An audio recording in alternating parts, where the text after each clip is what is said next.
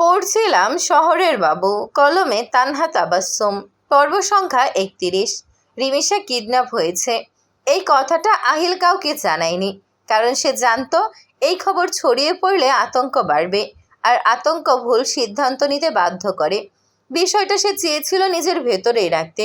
যত কম মানুষ জানবে, তত দ্রুত আর নির্ভুলভাবে বিষয়টা সামলানো যাবে, এমনটাই ভেবেছিল সে।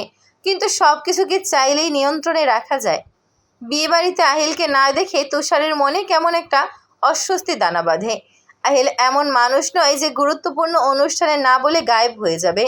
তার অনুপস্থিতি যেন পুরো আয়োজনটার উপর একটা অদৃশ্য ছায়া ফেলে দিল। কৌতূহল আর অজানা আশঙ্কা থেকে সে খোঁজ খবর নিতে শুরু করে, আর তখনই জানতে পারে রিমিশা কিডন্যাপ হয়েছে। খবরটা শুনে তুষারের মাথা যেন ঝাঁঝা করে ওঠে। এক মুহূর্ত দেরি না করে সে বেরিয়ে পড়ে। মাঝ রাস্তায় গিয়ে আহিলের সঙ্গে তার দেখা হয়। তুষার সরাসরি বলে, আমি তোর সঙ্গে যাচ্ছি।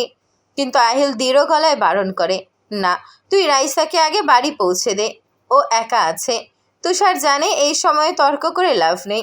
বন্ধুর চোখের ভাষা সে পড়তে পারে, ওই চোখ এখন ঝড় চলছে। তাই অনিচ্ছা সত্ত্বেও সে রাইসাকে নিয়ে বাড়ির উদ্দেশ্যে রওনা দেয়। গাড়ি চলতে শুরু করলে তুষার আর চুপ থাকতে পারে না। সে রাইসার থেকে পুরো ঘটনা জানতে চায়। রাইসা শুরু থেকে সব খুলে বলতে থাকে, কিভাবে, কখন, কোন পরিস্থিতিতে সব ঘটেছে। কথার ভেতর আতঙ্ক, অস্থিরতা আর অজানা ভয় স্পষ্ট।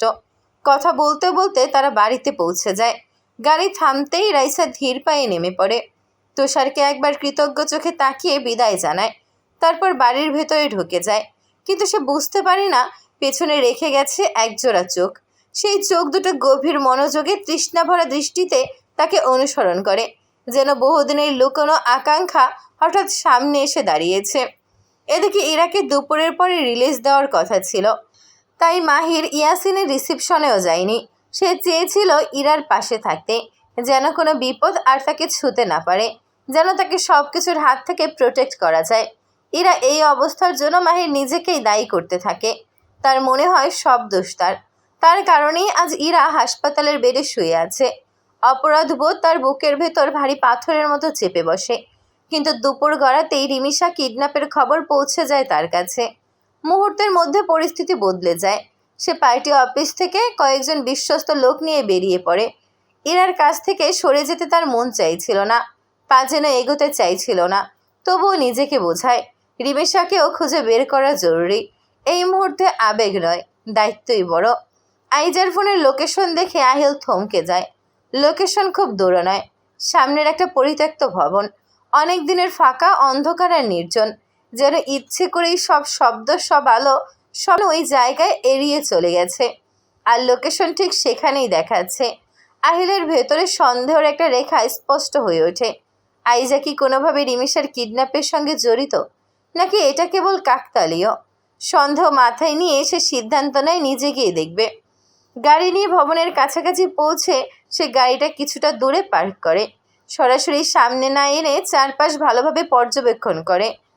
বাতাসে এক ধরনের চাপা নিস্তব্ধতা। ধীরে ধীরে ভবনের ভেতরে ঢুকতেই নাকে তীব্র ভ্যাপসা গন্ধ এসে লাগে। অনেক দিনের বন্ধ ঘর, স্যাঁতস্যাঁতে দেয়াল, পচা কাঠের মিশ্র গন্ধে শ্বাস নিতে কষ্ট হয়। কোনোভাবে নাক চেপে সামনে এগোয়। একটু এগোতেই একটা রুম চোখে পড়ে। দরজা বন্ধ। তার বুকের ভেতর ধুকপুকানি বাড়তে থাকে। আস্তে করে দরজা খুলতেই আহিলের চোখ ছানাবড়া হয়ে যায়। সে নিজের চোখকে বিশ্বাস করতে পারে না। এক মুহূর্তের জন্য তার মনে হলো সে দুঃস্বপ্ন দেখছে। রুমের মাঝখানে একটা চেয়ারের সঙ্গে বাঁধা রিমিশা, হাত পা শক্ত করে বাঁধা। মাথার উপর ঝুলছে একটি মাত্র লাইট। হলদে আলোয় তার ফ্যাকাশে মুখটা আরও নিস্তেজ লাগছে। চারদিকে সেই ভ্যাপসা গন্ধ, কোনায় ছোট্ট একটা জানালা।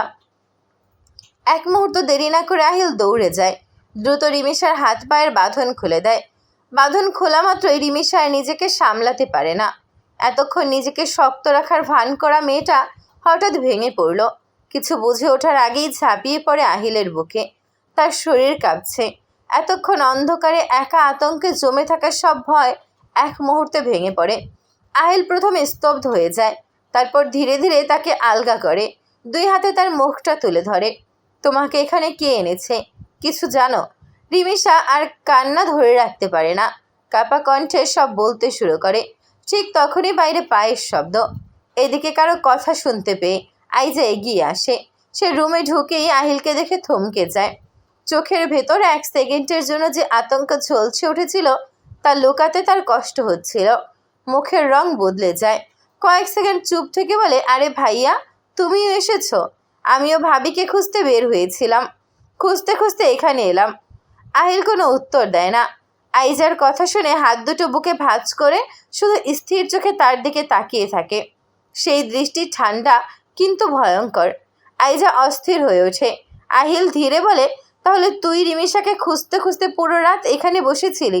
মানে কি বলছো ভাইয়া? আমি পুরো রাত এখানে থাকবো কেন? আমি তো এখনই এসেছি। ও, এখনই এসেছিস? আর আমি তো তোর ফোনের লোকেশনে 45 মিনিট আগে এখানে দেখেছি। আইজার মুখ শুকিয়ে যায়। ভাইয়া, এই মেয়েটা তোমাকে উল্টাপাল্টা কি বুঝিয়েছে আর তুমি আমাকে সন্দেহ করছো? আহিলের গলা এবার শক্ত হয়। আমি তোকে কি সন্দেহ করেছি তুই নিজেই তো সব বলে দিচ্ছিস। আর লুকিয়ে লাভ নেই বুঝে আইজা হঠাৎ বলে ওঠে, হ্যাঁ, আমি এই মেয়েটাকে কিডন্যাপ করেছি, কারণ আমি হারতে জানি না, বিশেষ করে ভালোবাসায়। খুব শীঘ্রই ওকে তোমার জীবন থেকে সরিয়ে দিতে চেয়েছিলাম, কারণ ও আমার ভালোবাসা ছিনিয়ে নিয়েছে। আমার লাইফের প্রথম ভালোবাসা আমি অন্য কারো হাতে দিতে পারবো না, তাই ওকে এখানে এনেছি। কথা শেষ হওয়ার আগেই আহিল কষিয়ে একটা থাপ্পড় মারে। শব্দটা ফাঁকা ঘরের ভেতর প্রতিধ্বনির মতো ফিরে এলো। ছি, আমি ভাবতেও পারিনি তুই এতটা নিচে নামতে পারিস। আমি কি তোকে কখনো বলেছি যে আমি তোকে ভালোবাসি? কোনো প্রতিশ্রুতি দিয়েছি? বারবার বোঝানোর পরও তুই এমন পাগলামি করলি। তার চোখে রাগের সঙ্গে তীব্র হতাশা। তুই কি ভেবেছিস ওকে এখানে আটকে রাখলেই আমি তোকে বিয়ে করতাম? তোকে আমি ছোটবেলা থেকে বোনের চোখে দেখেছি, আর আজ তুই যা করেছিস তার ফল কি হবে তুই নিজেও জানিস না। রিমিশা নিঃশব্দে সব শুনতে থাকে। এতক্ষণে তার মাথায় বজ্রপাতের মতো স্পষ্ট হয়ে যায় কেন সেই কণ্ঠটা অন্ধকারেও এত পরিচিত লেগেছিল। ঘরের বাতাস ভারী হয়ে ওঠে। সম্পর্কের মুখোশ এক মুহূর্তে খুলে যায়, আর সেই মুহূর্তে 3 জনের জীবনই চিরতরে বদলে গেল।